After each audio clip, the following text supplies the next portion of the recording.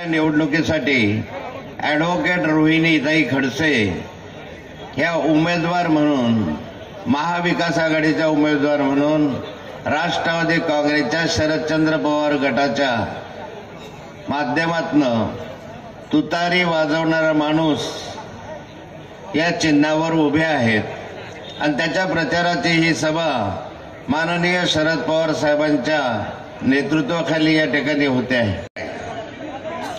विरोधक म्हणतात आता म्हातारे झाले, रिटायर्ड व्हा, पण पवार साहेबांना काल सांगितलं की मी अजून जोपर्यंत सरकार बदल नाही तोपर्यंत मी म्हातारा होणार नाही।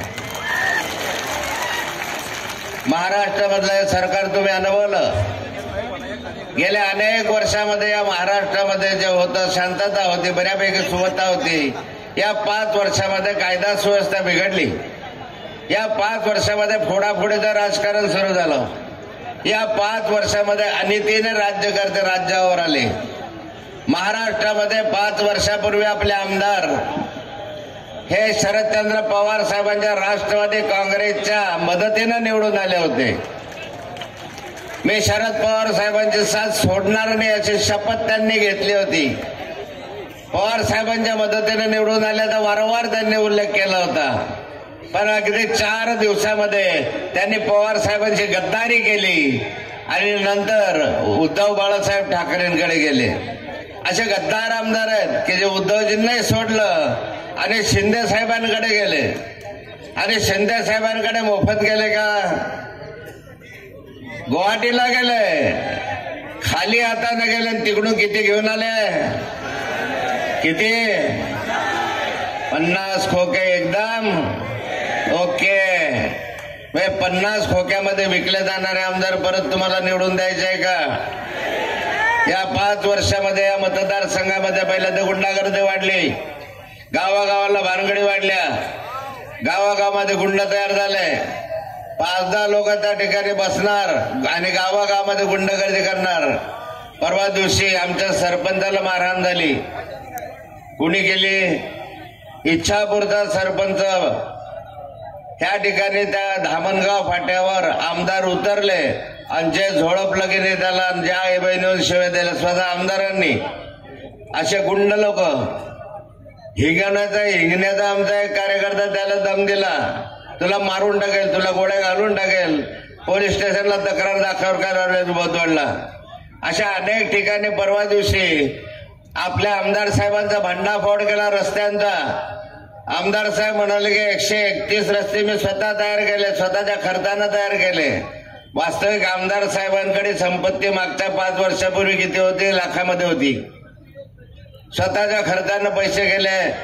रोहिणीताईने त्याचं स्टिंग ऑपरेशन केलं आणि स्टिंग ऑपरेशन मध्ये दाखवून दिलं की रस्त्याचा अर्धा झालाच नाही। काही ठिकाणी 50-100 मुरुम टाकले, रस्त्याचं बिल काढून टाकलं मार्च महिन्यामध्ये बिल टाकले। काही ठिकाणी रस्ता झालाच नाही, त्याचे बिल काढून टाकले आणि त्या ठिकाणी स्टिंग ऑपरेशन 30-30 लाख 35-35 लाख एका रस्त्याचं बिल काढलं।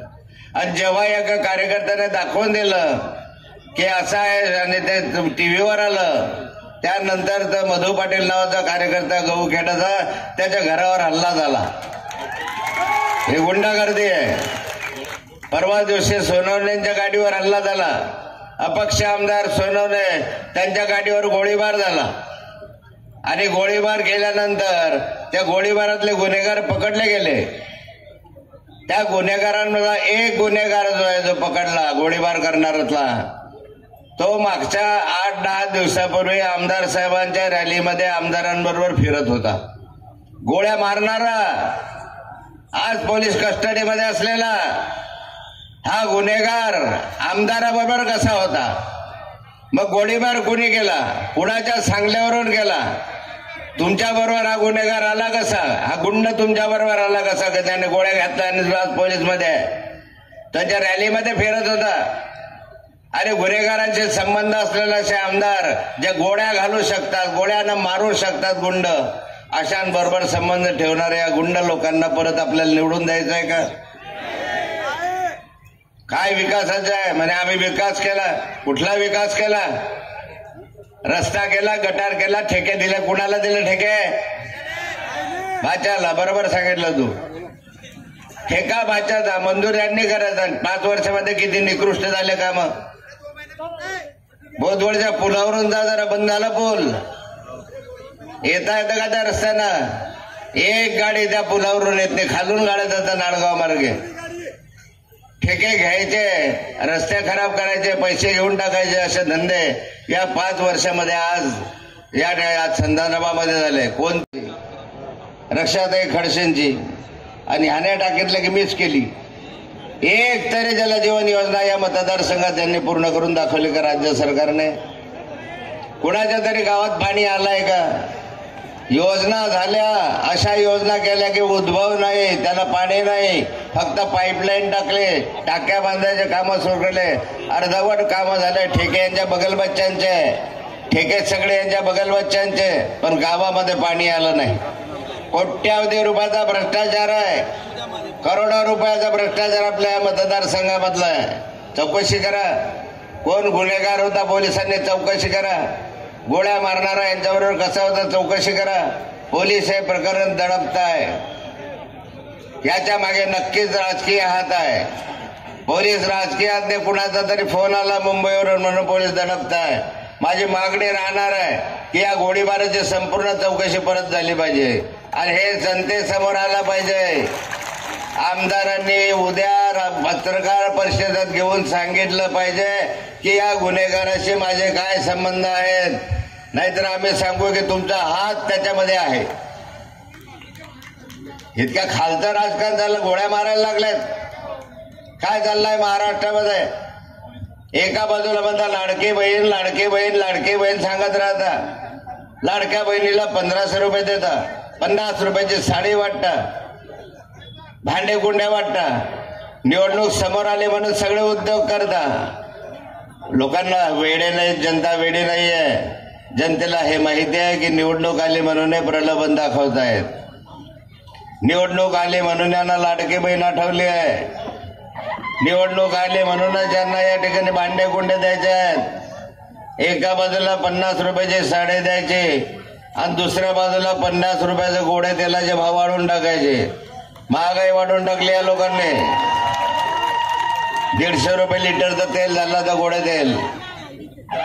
तेलाचे भाव वाढले, तोराचे सर्वात भाव वाढून गेले सगळ्या ठिकाणी. इतकी महागाई कधी अनुभवली नाही ती एवढी महागाई या महाराष्ट्र सरकारच्या कालखंडामध्ये झाली. इकडे घोषणा करतात आणि महागाईच्या विषयी एक शब्द बोलायला तयार नाही. शेतमालाला भाव नाही, शेतकरी आत्महत्या करून राहिलेत. शेतकऱ्याच्या मालाचे भाव खाली आले. सोयाबीनचे भाव तर आता एवढे खाली चालले गेले. कापसाला भाव नाही. 6000 रुपये प्रति क्विंटल कापसाचा भाव झाला.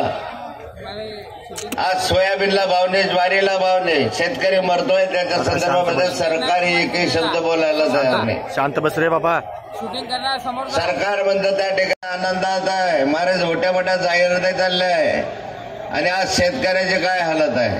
कायदा सुव्यवस्था बिघडली आहे. सिद्दीकीची हत्या झाली. बाबा सिद्दीकी मंत्री, माजी मंत्री, त्याची हत्या झाली.